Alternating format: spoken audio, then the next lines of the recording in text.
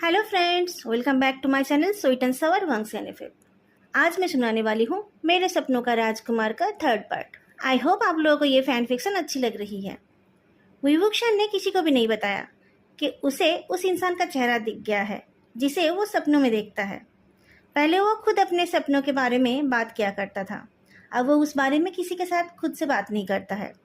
कभी कभी अगर उसके दोस्त उसे पूछते हैं तो वो बता देता है कि उसने पहले जैसा ही कोई सपना देखा है।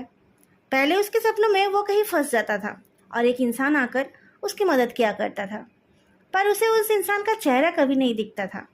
उसके दोस्तों को उसके सपनों के बारे में इतना पता ही था, बार बार वही एक ही जैसा सपना आता था, इसलिए वो लोग अब ज़्यादा इंटरेस्ट नहीं लेते हैं।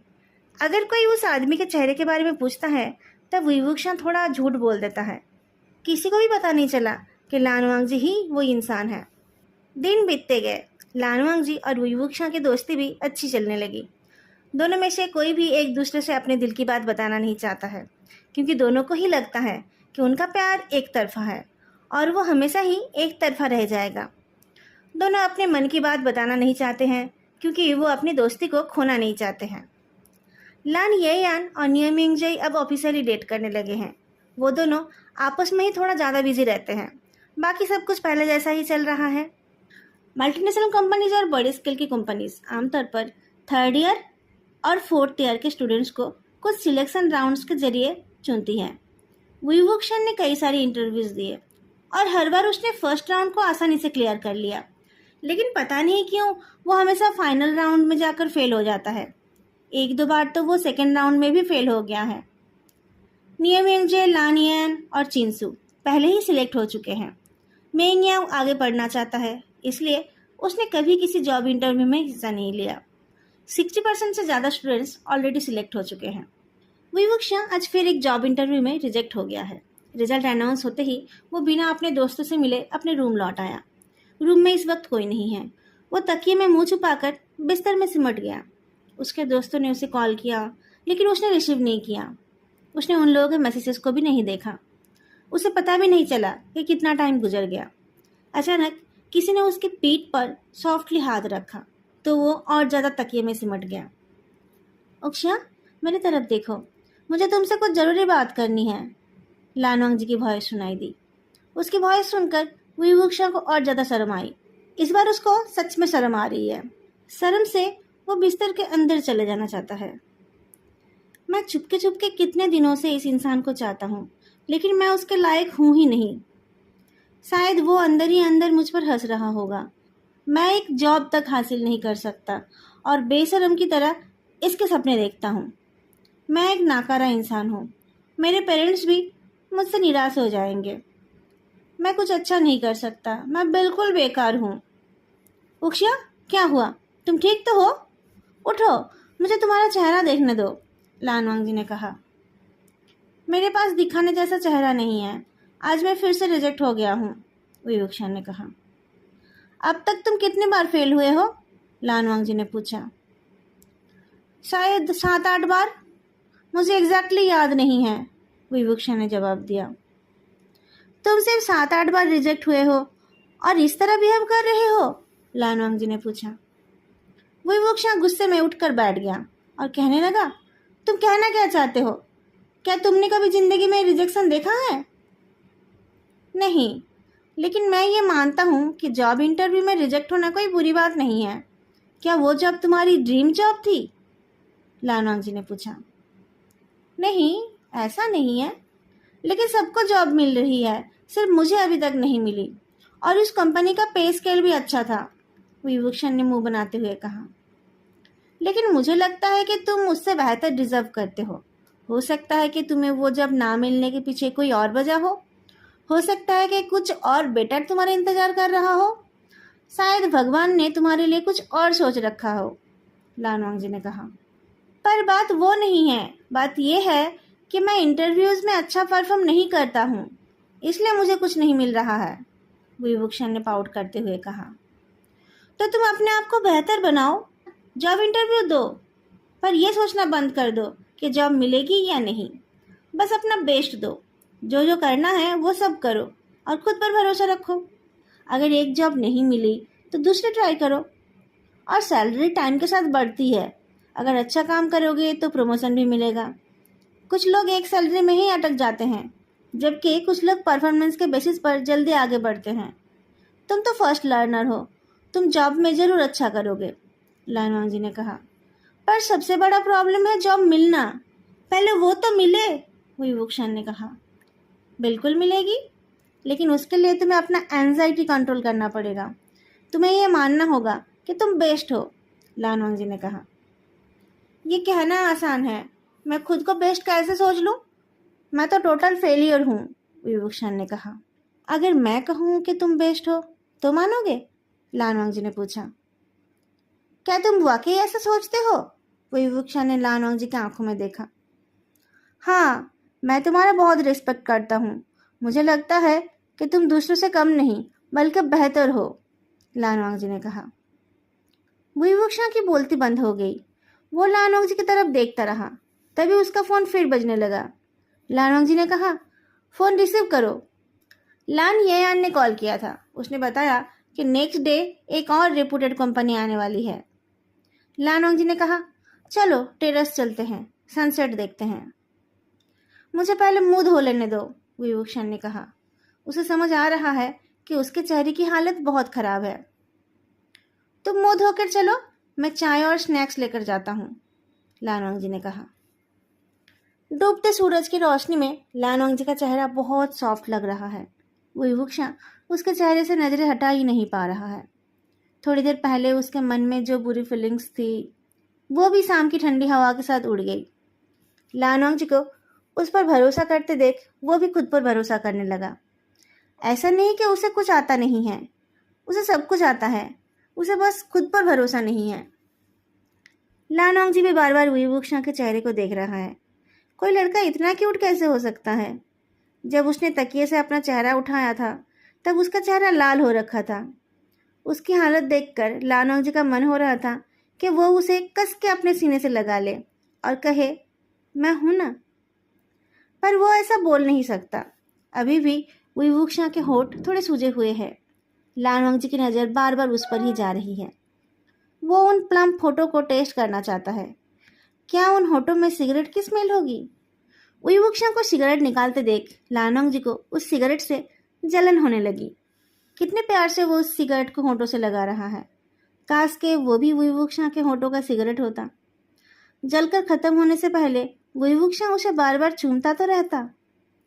उसके लिए जलकर राख होने में भी तो उसे सुकून मिलता। ऐसे तड़पते रहने से तो वो अच्छा ही होता। वो धुआं बनकर उसके सीने के अंदर तक पहुंच जाता। क्या देख रहे हो? विभूषण ने पूछा। सिगरेट ट्राई करना चाहते हो? लानवांग जी अपने ख्यालों से निकल आया। तो बताया क्यों नहीं? कहकर विभूषण ने अपने पॉकेट से सिगरेट का पैकेट निकाला। उसने पैकेट ओपन करके उसकी तरफ की तो लानवांग जी बोल उठा, इनमें से नहीं, मैं एक पूरा सिगरेट नहीं पी पाऊंगा। तुम्हारा हो जाए तो उसी को लास्ट में मुझे दे देना।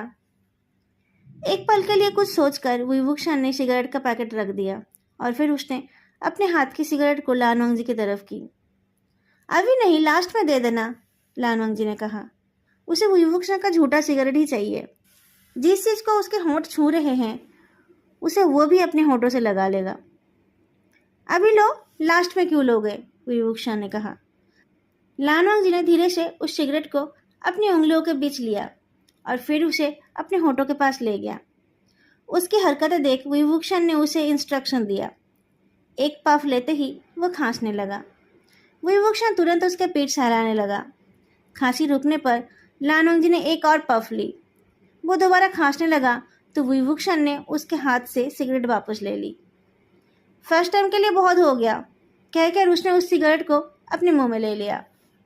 लानवांग जी एकदम अनाड़ी है। उसे ये भी नहीं पता कि सिगरेट को मुंह में कैसे पकड़ा जाता है। उसने इसे गीला कर दिया है। पर विभूषण को उस बात से कोई शिकायत नहीं है। सपने में भी तो लानवांग जी उसके होठों को गीला कर देता है। अपने सपनों को याद करके विभूषण के होठों पर मुस्कान आ गई। आज डायरेक्टली ना सही, उसे लानवांग जी का किस तो मिल ही गया। रात को विभूषण बहुत अच्छे से सोया। कल जो होगा देखा जाएगा। फालतू टेंशन ना करके उसे बस अपना 100% देना है। लानवांग जी की बात सही है। विभूषण टेंशन फ्री होकर गया तो कामयाब हो गया। इस बार वो एकदम सिलेक्ट हो गया और इस जॉब का पे स्केल पहले वाली कंपनी से भी ज़्यादा है। उसके सारे दोस्त उसके लिए खुश हो गए। सबने उसे मुबारकबाद दी और विभूषण ने उन्हें ट्रीट दिया। पर उससे पहले उसने लानोंग जी को थैंक यू मैसेज भेज दिया। उसकी जॉब लग गई सुनकर उसके रूममेट्स भी बहुत खुश हुए। सियाओ सिंह ने कहा, हम सब में तुम्हें ही सबसे पहले जॉब मिली है, पता नहीं मुझे कब मिलेगी। शॉन्गलैन ने बोला, हमें ट्रीट देना मत भूलना। विभूषण ने कहा कि वो बहुत जल्द उन्हें ट्रीट देगा। वो अपनी क्लासमेट्स के साथ अपना कंपैरिजन कर रहा था, पर उसके इन 3 दोस्तों को तो जॉब के लिए 1 और साल वेट करना पड़ेगा। लानोंग जी ने उसे सिर्फ बधाई दी, उसने और कुछ नहीं कहा। डिनर के बाद टेरेस पर जाकर विभूषण ने पूछा, क्या तुम मेरे लिए खुश नहीं हो? मुझे ये जॉब तुम्हारी वजह से ही मिली और तुमने मुझे सिर्फ एक थैंक यू मैसेज भेज दिया। क्या मैं इससे ज़्यादा कुछ डिजर्व नहीं करता? लानोंग जी ने पूछा। मैं तुम्हें डबल ट्रीट दूंगा, विभूषण ने कहा। मुझे तुम्हारी ट्रीट नहीं चाहिए, लानोंग जी ने दूसरी तरफ देखकर कहा। तो क्या चाहिए तुम्हें? जो भी चाहिए, अगर मेरा पॉकेट अलाउ करे तो मैं तुम्हें वो जरूर दूंगा। बताओ क्या चाहिए? विभूषण ने पूछा। पॉकेट का नहीं, दिल का सवाल है। अगर तुम्हारा दिल अलाउ करे तो तुम दे सकते हो, लानोंग जी ने धीरे से कहा।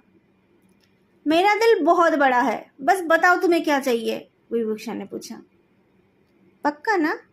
लानोंग जी ने साइड आई से देखते हुए कहा। हाँ, तुम बस मांग लो, विभूषण ने हाथ फैलाकर कहा। मैं चाहता हूँ, लानोंग जी हेजिटेट करने लगा और कुछ बोल नहीं पाया। क्या ये कोई बहुत इंपॉर्टेंट चीज़ है? विभूषण ने पूछा। कहीं तुम मेरी जान तो नहीं मांगने वाले हो? नहीं, जान नहीं मांगूंगा, लानोंग जी ने हंस दिया। तो बताओ क्या चाहते हो, विभूषण ने कहा। वो मेरे लिए काफ़ी इम्पॉर्टेंट चीज़ है, लेकिन अभी उसे मांगने का सही वक्त नहीं है। तुम अपना प्रॉमिस याद रखना, मैं बाद में मांग लूँगा, लानोंग जी ने कहा। देखते देखते सर्दी आ गई और सेमिस्टर पास आ गया, लेकिन विभूषण का पूरा दिमाग अब सिर्फ लानोंग जी से ही भरा हुआ है। अब तो लगभग हर रात उसके सपनों में लानोंग जी आता है और जैसे उसकी हर फैंटेसी जिंदा हो जाती है। विभूषण सपनों में लानोंग जी के साथ एक खूबसूरत जिंदगी जी रहा है। उसे पता है कि उसके ये सपने कभी सच नहीं होंगे, इसलिए उसने अब अपने पढ़ाई पर ध्यान देने का सोचा। वो इस बात से खुश है कि हर सुबह और शाम वो अपने प्यार को देख सकता है और रातों के सपनों में उसके साथ वक्त बिता सकता है। वो रोज़ रात साथ में डिनर करते हैं। कभी उनके बाकी 2 रूममेट्स भी उनके साथ होते हैं और कभी नहीं। आर्ट, साइंस, कॉमर्स, लॉ और इंजीनियरिंग के एग्ज़ाम्स लगभग एक टाइम पर ही शुरू होते हैं। उनके रूम के 4 लड़के अलग अलग डिपार्टमेंट से हैं। विभूषण 4th ईयर का अंडर ग्रेजुएट स्टूडेंट है और बाकी 3 फर्स्ट ईयर पोस्ट ग्रेजुएट के स्टूडेंट्स हैं। रूम में सबके एग्ज़ाम के डेट्स अलग है, लेकिन सभी एग्ज़ाम से पहले सीरियसली पढ़ाई करने लगे। हर दोपहर से लेकर आधी रात तक वो सब पढ़ते रहते हैं। बीच बीच में चाय या कॉफ़ी के लिए ब्रेक लेते हैं। विभूषण कभी कभी सिगरेट ब्रेक भी ले लेता है। लानोंग जी और शॉन्गलैन पहले सो जाते हैं। सियाओ सिंह और विभूषण रात के 1 बजे तक पढ़ते रहते हैं। शॉन्गलैन के एग्ज़ाम्स सबसे पहले ख़त्म हुए। एग्ज़ाम के बाद 2 दिन पूरा सोकर वो बोर भी हो गया। तो जैसे ही सियाओ सिंह के एग्ज़ाम्स ख़त्म हुए, वो उसे अपने अंकल के हॉलीडे होम में ले गया। कुछ और लड़के भी साथ गए। ऐसे वो मज़े भी कर पाए और बाकियों की पढ़ाई में भी डिस्टर्ब नहीं हुई। फिर लानोंग जी के एग्ज़ाम ख़त्म हुए और उसके बाद विभूषण के। अपने लास्ट रिटन पेपर के बाद विभूषण और उसके सारे दोस्त गर्ल्स हॉस्टल के सामने कैजुअली बातें कर रहे थे। अचानक हल्की सी बारिश होने लगी। नियमिंगजो और मेंगयाओ गर्ल्स हॉस्टल के विजिटिंग रूम में चले गए, पर विभूषण अपने हॉस्टल की तरफ दौड़ गया क्योंकि वो ज़्यादा दूर नहीं है। रात को बारिश तेज हो गई और ठंड और बढ़ गई। ऐसे भी पिछले 2 दिनों से बहुत ज़्यादा ठंड पड़ी है। विभूषण ठंड से कांप रहा है। कुछ करने को नहीं है तो उसने जल्दी सो जाने का सोचा। सोते हुए उसने सपना देखना शुरू कर दिया। सपने में वो एक सुंदर से सजाई हुई नाव पर बैठा है और लानोंग जी उल्टे साइड में बैठकर उस नाव को चला रहा है। ये जगह किसी सपने जैसी लग रही है। एक सुंदर सा लेक और उसके आसपास के सुंदर नज़ारे। ऐसा लग रहा है जैसे कि वो दोनों किसी सुंदर जगह पर हनीमून के लिए गए हैं। पर विवुक्षा की नज़र बस लानवांगजी के ऊपर ही है। उसकी मुस्कान इतनी ब्राइट है कि उसी से विवुक्षा की दुनिया रोशन हो रही है। लानवांगजी एक रिदम में हल खींच रहा है, जिससे वो और भी ज़्यादा अट्रैक्टिव लग रहा है। विवुक्षा अपने आप को और रोक नहीं पाया। वो उसे छूने के लिए आगे बढ़ गया, लेकिन उसके ऐसा करने से नाव का बैलेंस बिगड़ गया और वो दोनों ही पानी में गिर गए। सपने में विवुक्षा को तैरना नहीं आता है। क्या लानवांगजी को आता है? विवुक्षा पानी के साथ जूझ रहा है, पर उसका लानवांगजी कहाँ है? वो ठीक तो है? विवुक्षा को कुछ दिखाई नहीं दे रहा है। उसे सांस भी नहीं आ रही है। वो छटपटा रहा है, पानी से बाहर निकलने की कोशिश कर रहा है। वो लानवांगजी को देखना चाहता है, वो सांस लेना चाहता है। ये उसी की ही गलती है। उसी ने लापरवाह की तरह काम की है। वो किसी काम का नहीं है। उसकी वजह से लानवांगजी भी पानी में गिर गया है। वो बहुत छटपटा रहा था। तभी कोई उसे पकड़ता है और हिलाने लगता है, पर विवुक्षा को ना तो कुछ दिख रहा है और ना ही कुछ सुनाई दे रही है। क्या ये तुम हो लानवांगजी? क्या ये तुम हो? तुम ठीक तो हो? विवुक्षा ने हाथ बढ़ाया। उसके हाथ ने किसी के चेहरे को छुआ तो उसकी नींद टूट गई। आंखें खोलकर उसने देखा कि वो अपने बिस्तर पर है। लानवांगजी उसे हिला रहा है और उसका नाम लेकर बुला रहा है। उफ, ये सिर्फ एक बुरा सपना था। गहरी गहरी सांसें लेते हुए वो बेड पर पड़ा रहा और उसने फिर से अपनी आंखें बंद कर ली। 3-4 दिन से रूम में विवुक्षा और लानवांगजी ही है, पर एग्जाम चलते रहने की वजह से लानवांगजी जानबूझकर विवुक्षा पर ध्यान नहीं दे रहा था। आज दोनों का ही एग्जाम खत्म हो गया तो लानवांगजी को रात को नींद नहीं आ रही थी। उसका आज विवुक्षा के साथ मूवी देखने का मन था। मतलब मूवी के बहाने वो विवुक्षा को अपने बेड पर बुलाना चाहता था, या फिर वही उसके बेड पर चला जाता। वो उस रात को बहुत मिस करता है जिस रात विवुक्षा ने खुद उसे अपनी बाहों में ले लिया था। पता नहीं वो उसे क्या सोच रहा था, पर पूरी रात में उसने एक पल के लिए भी उसे नहीं छोड़ा था। अगर फिर से उसे वैसे सोने का मौका मिलता तो कितना अच्छा होता। लानवांगजी जानता है कि वो जो चाह रहा है वो गलत है, पर उसने उस दिन भी विवुक्षा को नहीं छुआ था और वो आज भी उसे नहीं छूता। जितना विवुक्षा खुद से उसे दे रहा है वो उससे ज़्यादा कभी भी उससे कुछ डिमांड नहीं करेगा। विवुक्षा उसके दिल की चाहत है। फिजिकल टच तो सिर्फ उसके दिल को सुकून देता है। वो उसके लिए अट्रैक्शन फील करता है। वो उसके होठों को चूमना चाहता है, उसके गले लगना चाहता है। उससे ज़्यादा कुछ करने का उसने कभी नहीं सोचा, और विवुक्षा के मर्जी के खिलाफ तो कभी भी नहीं। लानवांगजी अपने बेड पर लेटा हुआ था। उसे शायद थोड़ी नींद भी आ गई थी। अचानक विवुक्षा के बेड से हाँफने की आवाज़ आई तो वो उठकर बैठा। विवुक्षा नींद में कुछ बोल रहा है। ऐसा लग रहा है जैसे कि वो मदद मांग रहा है। लानवांगजी जल्दी से उसके पास गया। वो कोई बुरा सपना देख रहा है सोचकर उसने उसे हिलाकर जगाने की कोशिश की। विवुक्षा की नींद टूट तो गई और उसने वैसे हरकतें करना भी बंद कर दिया, पर उसने कुछ बात नहीं की। क्या वो अभी भी सदमे में है? वो अभी भी हाँफ रहा है? क्या उसे सांस लेने में प्रॉब्लम हो रही है? लानवांगजी परेशान हो गया। वो खुद को और रोक नहीं पाया। उसने झुककर अपने होठों को विवुक्षा के होठों के साथ टच कराया। विवुक्षा इतना हैरान हो गया कि उसका मुंह खुद ब खुद खुल गया। ओपनिंग पाकर लानवांगजी की जीभ उसके मुंह के अंदर चली गई। विवुक्षा का दिमाग ब्लैंक हो गया और उसका पूरा शरीर टाइट हो गया। लानवांगजी की जीभ अब उसके मुंह के अंदर घूमने लगी और अंदर के हर कोने को छूती रही। धीरे धीरे विवुक्षा की बॉडी सॉफ्ट होने लगी। उसकी सांसें भी नॉर्मल होने लगी। विवुक्षा से कोई रेजिस्टेंस ना पाकर लानवांगजी बहुत देर तक उसे चूमता रहा। वो ऐसे चूम रहा है जैसे कि उसे फिर कभी यह मौका मिलेगा ही नहीं। लास्ट में उसने विवुक्षा के होठों को सक किया और फिर धीरे से बाइट भी किया। इतना सब कुछ करने के बाद जाकर उसके होंठ विवुक्षा के होठों से अलग हुए। विवुक्षा ने बीच में एक बार अपनी आंखें खोलकर देखा था और उसके बाद से उसकी आंखें अभी भी बंद ही है। ये उसका पहला किस है और ये उसे उस इंसान से मिला जिससे वो प्यार करता है। विवुक्षा के मन में हजारों सवाल घूमने लगे। उसने मुझे क्यों चूमा? क्या उसके मन में भी मेरे लिए वो ही फीलिंग है जो मेरे मन में उसके लिए है? क्या वो भी मुझसे प्यार करता है? एक बार पूछकर देखूं या रहने दूं? मुझे जो मिला है मुझे उसी में खुश रहना चाहिए। ज़्यादा कुछ उम्मीद नहीं करनी चाहिए। किस करने के बाद लान वांगजी ने कुछ नहीं कहा। उसे अब बहुत डर लगने लगा है। जज्बात में बहकर आज उसने वो कर दिया है जो उसे कभी करना नहीं चाहिए था। पता नहीं वुईवुक्शा कैसे रिएक्ट करने वाला है। लान वांगजी वुईवुक्शा के बेड पर ही बैठा रह गया और अपनी सजा का इंतजार करता रहा। बहुत देर तक जब लान वांगजी ने कुछ नहीं कहा और वुईवुक्शा ने उसके चले जाना भी महसूस नहीं किया, तब वुईवुक्शा ने आंखें खोलकर देखा। लान वांगजी उसकी तरफ पीठ करके बैठा हुआ है। उसकी पीठ सीधी है और गर्दन थोड़ी सी झुकी हुई, पर वह अब भी चुप है। शायद उसे अब पछतावा हो रहा है।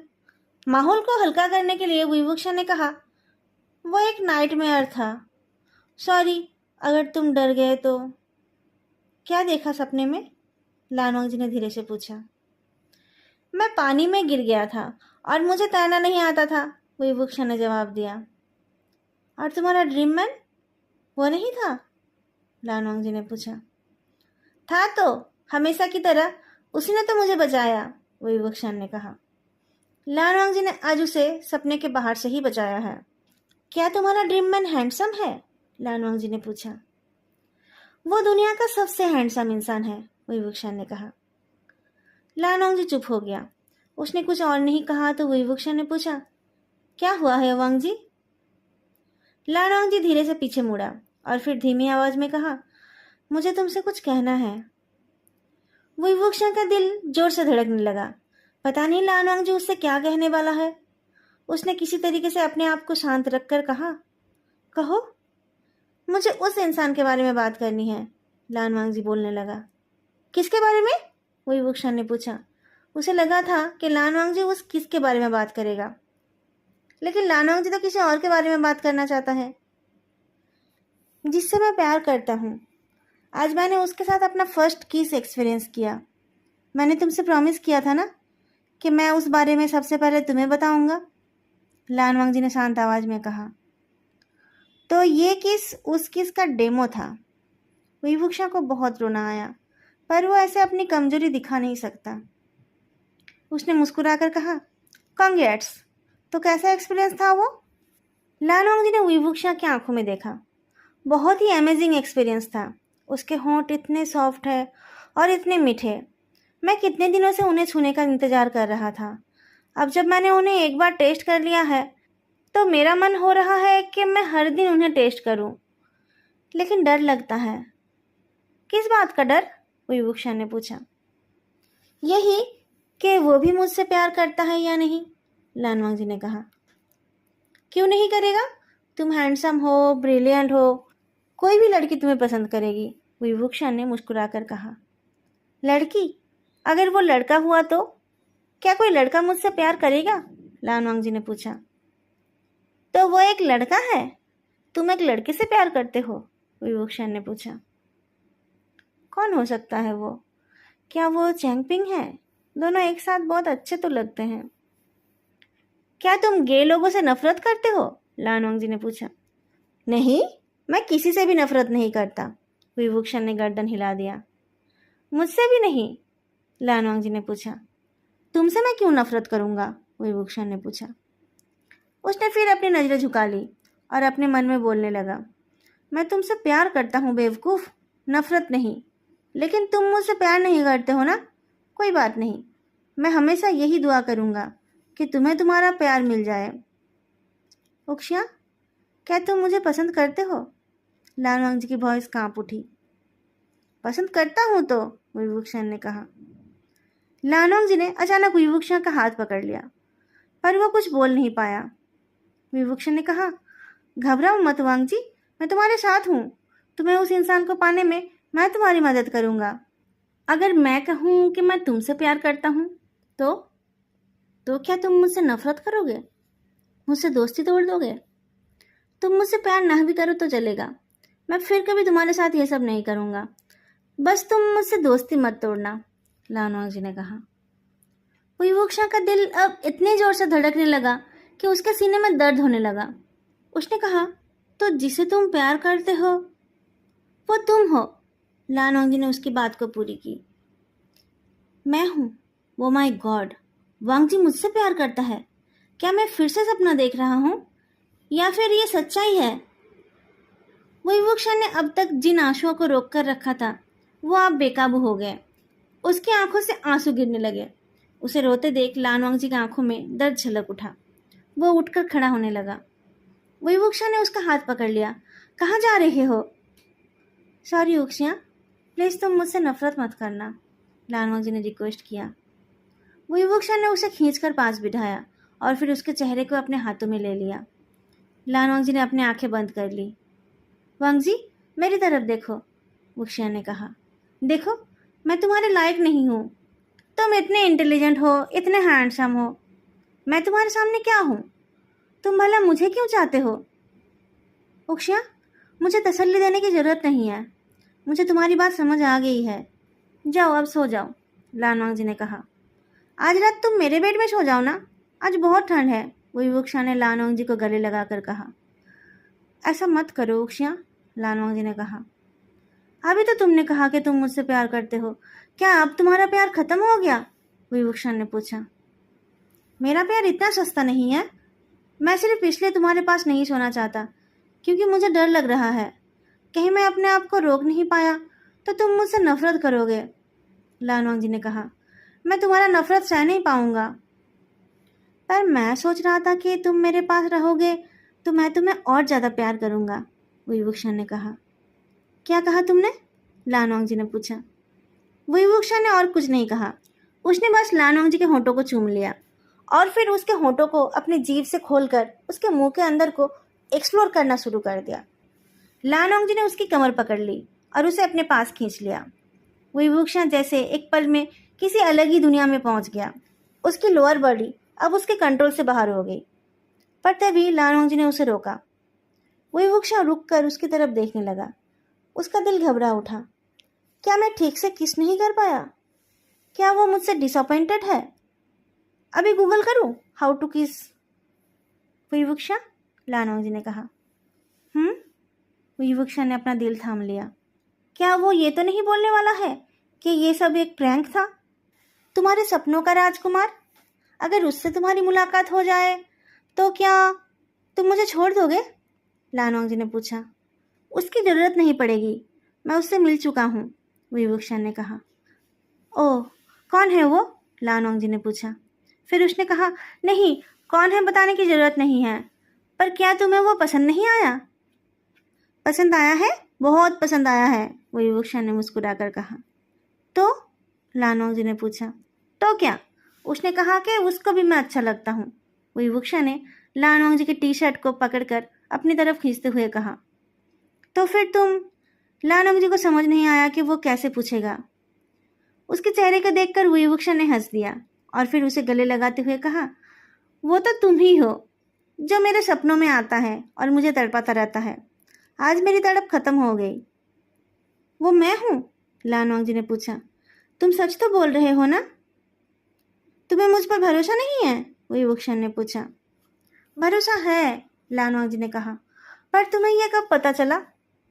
ऑटम ब्रेक में, वुक्शा ने जवाब दिया।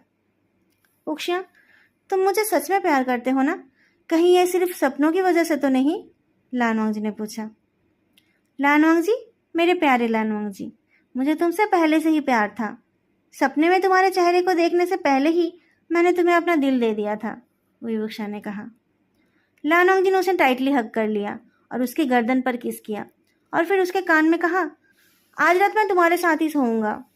दोनों ने एक ही तकिए में सर रख लिया और एक ही ब्लैंकेट में लिपट कर देर तक बातें करते रहे और बीच बीच में किस भी।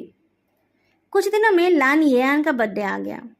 उनके दोस्तों में किसी का बर्थडे आता है तो बाकी के 4 लोग हमेशा जॉइंट गिफ्ट से देते हैं। उससे वो लोग कोई अच्छा गिफ्ट दे पाते हैं। क्लासेस खत्म होने के बाद सब अपने अपने रूम वापस गए ताकि अच्छे से रेडी होकर पार्टी में जा पाए। उनके पास लगभग 2 घंटे का टाइम है जिसमें उन्हें रेडी होकर उस रेस्टोरेंट में पहुंचना है जहां लान येयान अपना बर्थडे सेलिब्रेट करने वाली है। जब वुक्शा रेडी हो रहा था तब लान वांगजी रूम में आया। वांगजी, जल्दी कपड़े चेंज कर लो, नहीं तो हम लेट हो जाएंगे, वुक्शा ने कहा। लान वांगजी ने उसके पास आकर उसके चेहरे को छू लिया और फिर पूछा, किस चीज़ के लिए लेट हो जाएंगे?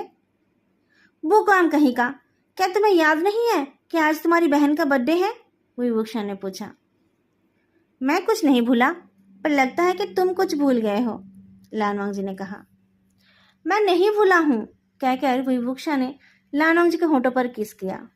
अब जल्दी रेडी हो जाओ। ये उनका डेली रूटीन है। जब भी रूम में कोई और नहीं रहता है तब वो दोनों एक दूसरे को किस कर लेते हैं, और रात को डिनर के बाद टेरेस पर जाकर तो वो अच्छे से किस और हग करते ही हैं। लानवांग जी मुस्कुराकर फेस वॉश करने चला गया। उसके लिए वेट करते हुए विवुक्षा सोचने लगा, क्या मैं उसके लिए कपड़े सिलेक्ट करूं? क्या मुझे उसकी अलमारी खोलनी चाहिए? वो नाराज़ तो नहीं होगा ना? नहीं, मुझे अपनी लिमिट में रहना चाहिए। हो सकता है कि वो मेरा बॉयफ्रेंड है, पर मुझे ऐसे ही उसकी चीज़ों को नहीं छूना चाहिए। लानवांग जी थोड़ी देर में ही वापस आ गया और अपनी अलमारी से एक नए टी शर्ट और जीन्स का सेट निकाल लिया। फिर वो विवुक्षा के सामने ही कपड़े बदलने लगा। लानवांग जी के बेड पर बैठा विवुक्षा तो पल के झपकना ही भूल गया। लानवांग जी का गोरा शरीर, चौड़े कंधे, पतली कमर, लंबे पैर और मजबूत बाहों को देखकर वो बस देखता ही रह गया। विवुक्षा ने अचानक रियलाइज किया कि शायद वो किसी लाल टपकते हुए कुत्ते की तरह लग रहा है। उसके मन में तरह तरह के ख्याल आने लगे। क्या यह सच में मेरा है? ऐसी क्या बात है मुझ में जो उसने मुझे पसंद किया? वो तो किसी को भी पा सकता है, फिर वो मुझे क्यों चाहता है? वो अपने ख्यालों में इतना खोया हुआ था कि उसने नोटिस ही नहीं किया कि कब लानवांग जी रेडी होकर उसके पास आ गया। उसके होठों को चाट कर लानवांग जी ने उसके कान में धीरे से कहा, तुम्हें मेरी बॉडी अच्छी लगी? विवुक्षा को होश आ गया और उसने अपनी सलाइवा को निगल लिया। लेट्स गो बेबी, लानवांग जी ने कहा। लेट्स गो, विवुक्षा ने खड़े होते हुए कहा। तुम श्योर हो कि तुम कुछ भूल नहीं गए? लानवांग जी ने एक बार फिर से पूछा। विवुक्षा ने तुरंत उसके होठों को फिर से चूम लिया और कहा, नहीं, मैंने तुम्हें पहले ही किस कर दिया था। जब वो दोनों वेन्यू पर पहुंचे तब विवुक्षा ने देखा कि वहाँ लानवांग जी के दोस्त भी मौजूद हैं। सब लोग आ गए थे तो लान येन ने केक लाने के लिए कहा। जब केक आया तब सब उसके आसपास जमा हो गए। टेबल पर एक नहीं 2 केक है देखकर विवुक्षा ने उन्हें अच्छे से देखा। एक केक के ऊपर लान येन का नाम है, पर दूसरे के ऊपर लानवांग जी का नाम है। हे भगवान, विवुक्षा चौंक उठा। आज वांग जी का भी बर्थडे है। दोनों जुड़वा भाई बहन हैं तो उनका बर्थडे तो एक दिन में ही होगा। मैं ये कैसे भूल गया? मैं अपने बॉयफ्रेंड का बर्थडे भूल गया। ना अब तक उसे विश किया, ना उसके लिए कोई गिफ्ट लिया। दोनों भाई बहन ने केक काटा और एक दूसरे को खिलाया। सबने बर्थडे सॉन्ग गाया। विभूषण ने भी उनका साथ दिया। फिर लानियन ने नियमिंगजो को केक खिलाया, क्योंकि वो दोनों अब कपल बन चुके हैं। विभूषण अपनी जगह पर स्टैचू बनकर खड़ा रह गया। लानोंग जी ने उसकी तरफ देखा। अभी उन दोनों के रिश्ते को पब्लिक करने का टाइम नहीं आया है। अभी वो सबके सामने स्पेशली उसे केक नहीं खिला सकता। लान येयान और नियमिंगजो केक बांटने लगे और लानोंग जी विभूषण के पास आकर खड़ा हुआ। विभूषण ने फाइनली धीरे से उसे बर्थडे विश किया। नियमिंगजो ने तो अपनी गर्लफ्रेंड को स्पेशल गिफ्ट दिया और चिंसू और मेंगयाओ जाकर उनकी और विभूषण की तरफ से लान येन को गिफ्ट दिया। लानोंग जी के दोस्तों ने भी उसे गिफ्ट दिए। फिर सब बैठकर डिनर करने लगे। डिनर के बाद हॉस्टल में रहने वाले हॉस्टल की तरफ चल पड़े। जब सिर्फ वो दोनों ही रह गए तब विभूषण ने हिम्मत जुटाकर कहा, आई एम सॉरी। किस लिए? लानोंग जी ने पूछा। मुझे पता ही नहीं चला कि आज तुम्हारा बर्थडे है, विभूषण ने गिल्ट के साथ कहा। कल रात मैं नहीं सोया था। 12 बजने पर तुमने येयान को कॉल करके विश किया। मैं इंतज़ार करता रहा, पर तुम मुझे भूल गए। मुझे लगा कि तुम्हें कभी ना कभी तो याद आ ही जाएगा, पर तुम्हें याद आया ही नहीं, लानोंग जी ने कहा। मैं सच में बहुत शर्मिंदा हूँ, विभूषण ने कहा। तुमने ऐसा कैसे कर दिया? मुझे लगा तुम मुझे सरप्राइज देने वाले हो। ये तुम्हारे साथ मेरा पहला बर्थडे है, इसलिए मैं पूरा दिन तुम्हारे विश का इंतज़ार करता रहा, लानोंग जी ने कहा। मैं तो पागल हूँ। हर साल हम सिर्फ येयान का बर्थडे सेलिब्रेट करते हैं, तो मुझे लगा इस साल भी वैसा ही होगा। मैं भूल गया था कि तुम दोनों का एक ही दिन बर्थडे होता है, विभूषण ने कहा। तुम तो मेरे लिए कोई गिफ्ट भी नहीं लाए, लानोंग जी ने कहा। मुझे और शर्मिंदा मत करो, विभूषण ने पाउट करते हुए कहा।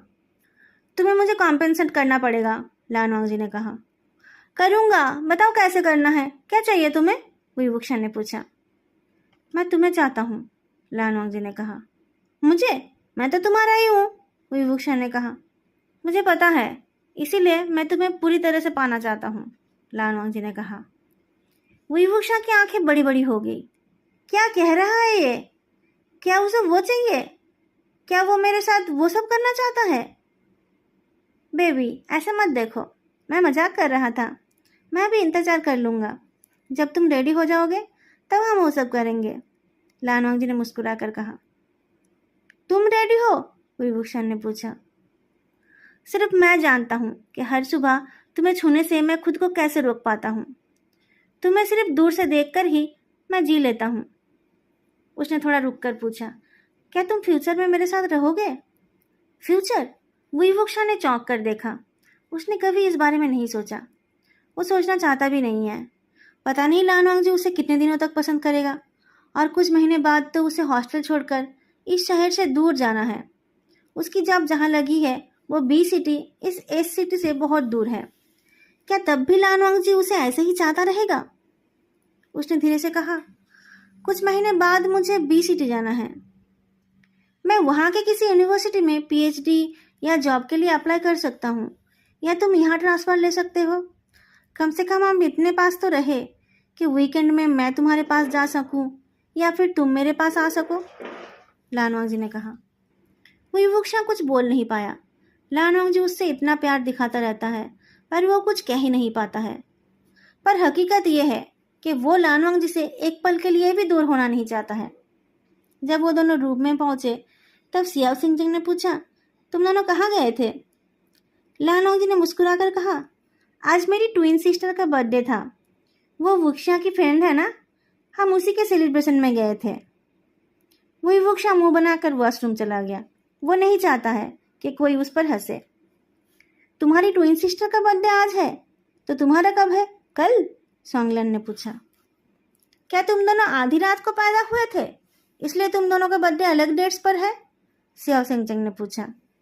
नहीं, हम दोनों सुबह पैदा हुए थे। वो मुझसे बस 4 मिनट की छोटी है, लान वांगजी ने जवाब दिया। हैप्पी बर्थडे टू यू, दोनों ने चीयर किया। अब हमारा ट्रीट कहाँ है? मैं तुम्हें इस संडे को ट्रीट दे सकता हूँ, लान वांगजी ने कहा। क्या हम मेरे अंकल के हॉलिडे होम चल सकते हैं? सोंगलन ने पूछा। चल सकते हैं, बस हम 4 लोग, लान वांगजी ने कहा। रात को वहीं रुकेंगे, सियाओ सिंह ने कहा। वॉशरूम से आकर विभूषण ने देखा कि सब मिलकर नेक्स्ट संडे का प्लान बना रहे हैं।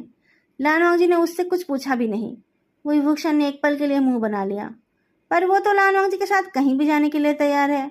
उसके लिए कुछ भी करने को तैयार है। थोड़ी देर में लान वांगजी उसे लेकर छत पर गया। छत के दीवार पर विभूषण को प्रेस करके उसने कहा, मुझे अभी तक मेरा स्पेशल बर्थडे किस नहीं मिला।